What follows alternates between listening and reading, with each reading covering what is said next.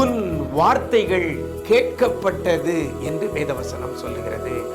வித்தியாசம் உண்டாகும்படி செய்வேன் என்று கர்த்தர் சொல்கிறார். நான் உன்னை வெறுத்து விடவில்லை என்று கர்த்தர் சொல்லுகிறார்.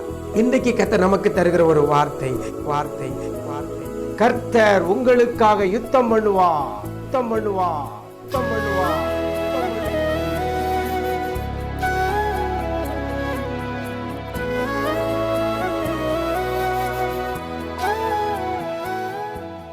கிறிஸ்துவில் பிரியமானவர்களே, ஆண்டவராக இயேசு கிறிஸ்துவின் ஈடு இணையற்ற நாமத்தில் உங்களுக்கு அன்பின் வாழ்த்துக்கள். இந்த நாளில் கூட விசேஷித்த வார்த்தையாக கர்த்தர் நமக்கு தருகிற ஒரு வார்த்தை யாத்ராகமத்தின் புஸ்தகம் 14ஆம் அதிகாரம் 14ஆம் வசனம். அதில் கர்த்தர் இவ்வாறாக சொல்லுகிறார், கர்த்தர் உங்களுக்காக யுத்தம் பண்ணுவார் என்று வேதவசனம் சொல்லுகிறது. கர்த்தர் உங்களுக்காக யுத்தம் பண்ணுவார். இன்றைக்கு நம்முடைய ஆண்டவர் யுத்தம் பண்ண போகிறார். யாருக்காக? உங்களுக்காகவும் எனக்காகவும் கர்த்தர் யுத்தம் பண்ண போகிறார். உங்களுக்காக கர்த்தர் யுத்தம் பண்ணுவார். அப்படின்னா நீங்க என்ன செய்யணும், நான் என்ன செய்யணும்? அந்த வசனத்தில் அழகா சொல்லப்பட்டிருக்கிறது, நீங்கள் சும்மா இருப்பீர்கள். இன்றைக்கு நமக்கு விரோதமாக நிறைய பேர் எழும்பலாம், தொழிலில் எழும்பலாம், குடும்ப சமாதானத்தில் விரோதமாக எழும்பலாம், நம்முடைய வேலைவாய்ப்பு காரியத்தில் விரோதமாக எழும்பலாம், நம்முடைய பிள்ளைகளுடைய எதிர்கால காரியங்களில் விரோதமாக யாராவது எழும்பலாம். இப்படி உங்களுக்கு விரோதமாக யாராவது எழும்பிக்கொண்டு உங்களோடு கூட யுத்தம் பண்ணி கொண்டிருப்பார்களேயானால் நீங்கள் அவர்களோடு கூட யுத்தம் பண்ண வேண்டிய அவசியம் இல்லை. வசனம் அழகா சொல்லப்படுகிறது, கர்த்தர் உங்களுக்காக யுத்தம் பண்ணுவார். அவங்க அது நமக்கு விரோதமாக இவ்வளவு செஞ்சுட்டு இருக்கிறாங்க, நமக்கு விரோதமாக இவ்வளவு திட்டம் போடுறாங்க அப்படின்னுட்டு நாம் அதுக்கு எதிர்த்து நிற்கக்கூடாது. பாருங்க, நம்ம எஸ்தர் புஸ்தகத்தில் பார்க்கும் பொழுது மொர்தெகாய்க்கு விரோதமாக, யூத குலத்துக்கு விரோதமாக ஆமான் எவ்வளவோ திட்டங்களை போட்டு போட்டு செஞ்சுக்கிட்டு இருக்கிறாங்க. ஆனால் இவங்க ஏதாவது எதிர்த்து ஏதாவது செஞ்சாங்களா? இல்லை. ஆமான அழிப்பதற்கு ஏதாவது பிளான் போட்டாங்களா மொர்தெகாயும் யூத குலங்களும்? இல்லை. இந்த வசனத்தின்படி பார்க்கும் பொழுது யுத்தம் நமக்கு விரோதமாக செயல்படுகிற பிள்ளைகளோடு கூட யுத்தம் பண்ணுகிறது நம்முடைய வேலை அல்ல. எனக்கு அருமையான தேவஜனமே, உங்களுக்கு விரோதமாக போராடி கொண்டிருக்கிறாங்களா? உங்களுக்கு விரோதமாக எப்பவும் உங்களுக்கு பிரச்சனையை கொடுத்து கொண்டே யாராவது இருக்கிறாங்களா? அவங்களோடு கூட நீங்கள் யுத்தம் பண்ணாதுங்க. நீங்கள் யுத்தம் பண்ணாதுங்க. உங்கள் குடும்ப சமாதானத்துக்குள்ள குறைச்சலை உண்டு பண்ணி கொண்டிருக்கிறாங்களா? அவங்களோடு கூட யுத்தம் பண்ணாதங்க. உங்களுக்கு விரோதமாக தூற்றிக்கொண்டு உங்களுக்கு விரோதமாக பகையை எழுப்பி கொண்டு இருக்கிறாங்களா? சண்டையை சச்சரவை மூட்டி விட்டு கொண்டிருக்கிறாங்களா? உங்களுக்கு விரோதமாக புறங்கூறி கொண்டிருக்கிறாங்களா? அவங்களுக்கு விரோதமாக நீங்கள் யுத்தம் பண்ணாதங்க. வசனத்தின்படி பார்க்கும் பொழுது கர்த்தர் உங்களுக்காக யுத்தம் பண்ணுவார், நீங்கள் சும்மா இருப்பீர்கள். நம்ம சும்மா இருந்து ஆண்டவரை ஸ்தோத்திரம் பண்ணிட்டு இருக்கணும் தான் நம்முடைய வேலை. ஆண்டவரை நோக்கி பார்த்து ஜெபிக்கிறதா நம்முடைய வேலை. இந்த ஜெபிக்கிறதை விட்டு நாம யுத்தம் பண்ண, அவங்க இப்படியா பண்றாங்க எனக்கு விரோதமா, நான் என்ன பண்றேன் பாருன்ட்டு நம்ம பண்ண ஆரம்பித்தோமையானால் நம்ம மேற்கொள்ள முடியாது. எனக்கு அருமையான தேவஜனமே, நீங்கள் சும்மா இருங்கள். அவங்க கிட்ட விரோதமாக பேசிக்கொண்டிருக்காதங்க. நீங்கள் சும்மா இருந்து கர்த்தரை ஸ்தோத்தரித்து கொண்டிருங்கள். ஆண்டவரை துதிக்கிறதற்கு, ஆண்டவரை ஸ்தோத்தரிக்கிறதற்கு எந்த காசு பணமும் செலவாகாது. இருதயத்தில் இருந்து எசப்பா உமக்கு நன்றி, உமக்கு நன்றின்னு சொல்லிக்கிட்டே இருங்க. அதுதான் சும்மா இருக்கிறது. அதற்கு விரோதமாக ஃபைட் பண்ணுறதல்ல. அவங்களுக்கு விரோதமாக இவங்க இப்படி பண்ணுறாங்களா, அப்போ நம்ம இப்படி பண்ணணும், இவங்க இப்படி வர்றாங்களா, நம்ம இப்படி வரணும், இப்படின்னு சொல்லி நம்ம பிளான் போடாதங்க. அப்படி பிளான் போட்டோமையானால் நம்ம சாதிக்க முடியாது, நம்ம வெற்றி பெற முடியாது.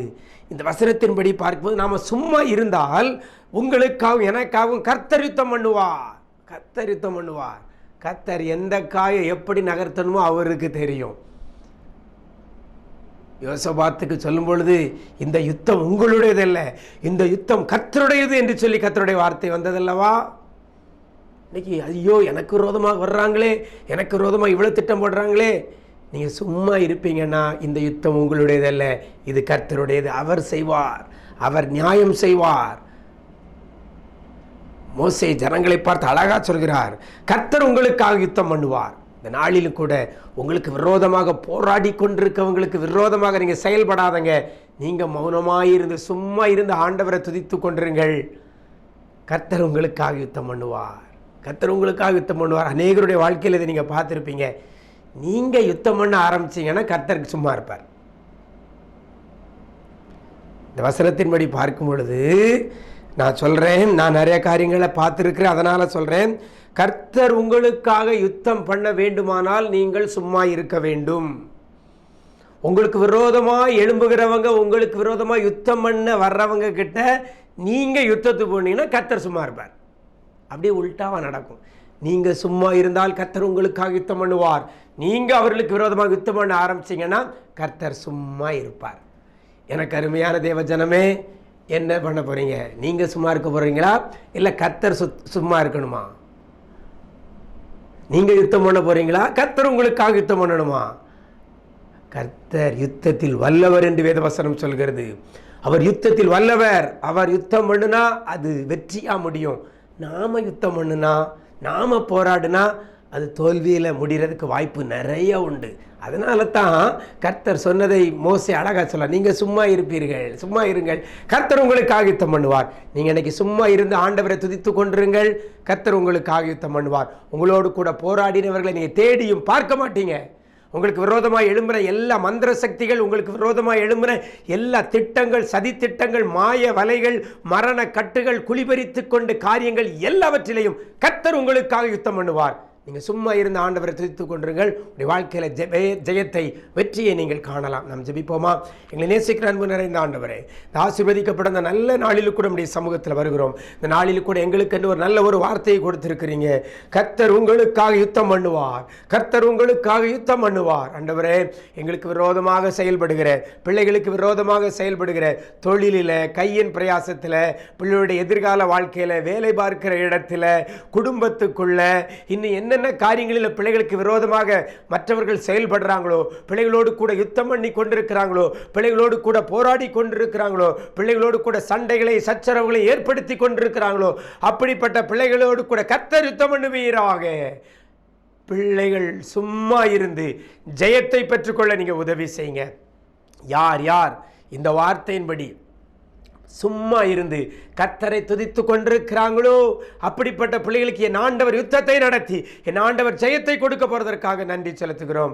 சமாதானத்தில் பிள்ளைகளோடு கூட யுத்தம் பண்ணி கொண்டிருக்கிற பிள்ளைகள், பிள்ளைகளுடைய நிம்மதியை கெடுப்பதற்காக யுத்தம் பண்ணி கொண்டிருக்கிற பிள்ளைகள், குடும்ப சமாதானத்தில் விளையாடி கொண்டிருக்கிற, யுத்தம் பண்ணி கொண்டிருக்கிற பிள்ளைகளை நீர் சந்தித்து பிள்ளைகளுடைய குடும்பத்தில் சமாதானம், சந்தோஷம் நிறைவாய் வர என் ஆண்டவர் உதவி செய்வீராக. உடைய நன்மையும் கிருபையும் தொடரட்டும். உடைய இரத்த கோட்டைக்குள்ளே மறைத்துக் கொள்ளுங்க.